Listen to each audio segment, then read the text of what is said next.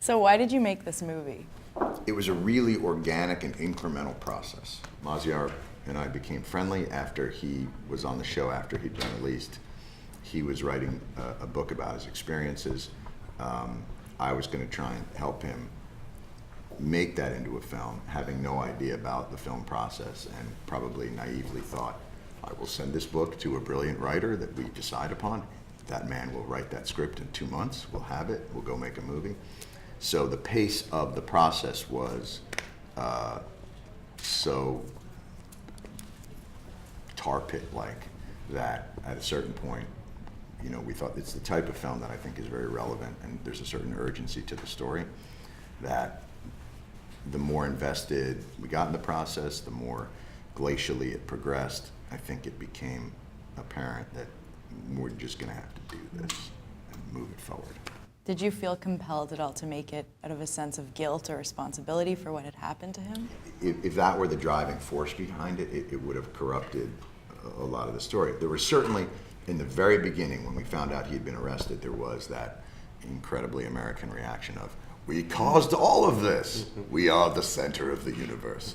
But, you know, it became very clear that this was a governmental crackdown, that they had decided he was this.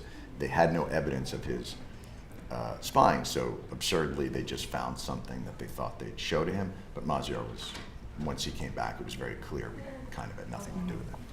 And Maziar, is there something missing from the film that you wish had been included? Maybe something from your book that wasn't included? No, if it was a miniseries, yes, it could be a different Wait a kind of minute, film, yeah. hold on. Exactly. What was the Breaking strangest? Sad. Yes. Yeah, so. That's nice. But no, I don't think that's, yeah. Yeah.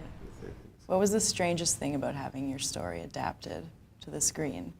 It usually happens to dead people, and the fact that I'm not dead is very strange. Yeah. But I'm But very happy helpful. about it. But I'm happy about it as well. Yeah. And that can be in the game though, because they're developing a game based on the film, so that's going to, I die. The action I can die. figures, yeah, At and the end of sequels, game, obviously, yeah, exactly. when he becomes a superhero and fights crime.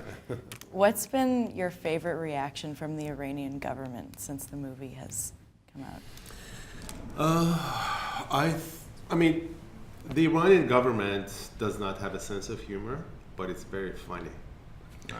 They're funny because they think that they know everything, even though many of the people within the Iranian government are utterly ignorant about what's going on outside of the small rooms that they live in and beat up people and insult people all day.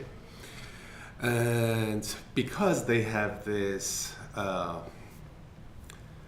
illusion that they know everything, they come up with different scenarios. And in order to make those scenarios real, they have to create these actors and backgrounds to the stories. Right. So in one article that was sanctioned by the Iranian government, they criticized the film because it is produced by Gigi Pritzker, who is part of the Pritzker family, and they have an architecture award, and they have awarded a humanist architect for his work, and because he's a humanist, he's anti-religion. So, to make the long story short, Jon Stewart wants to get rid of religion in Iran because of the whole Pritzker family background. Right. And the fact that the expert in a video that was aired on Iranian television says, if you want to make a film against Iran, Pentagon gives you as many Navy ships as you want. They give you helicopters. They give you so much money. Give us our giant budget. Exactly. And, you know,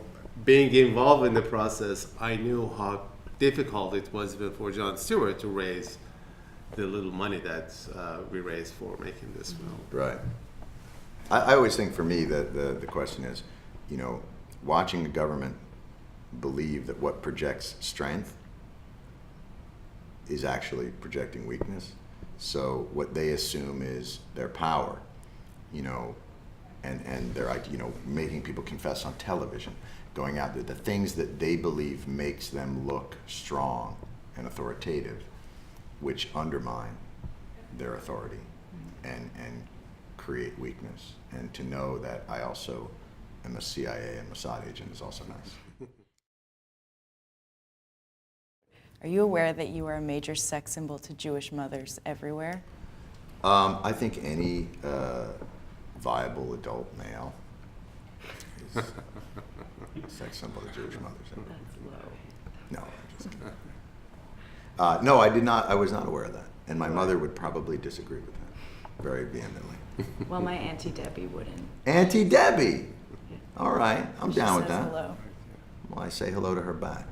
Or shalom. Shalom. She wants to Yeah. get- Thanks for your time. I thought that was delivered beautifully.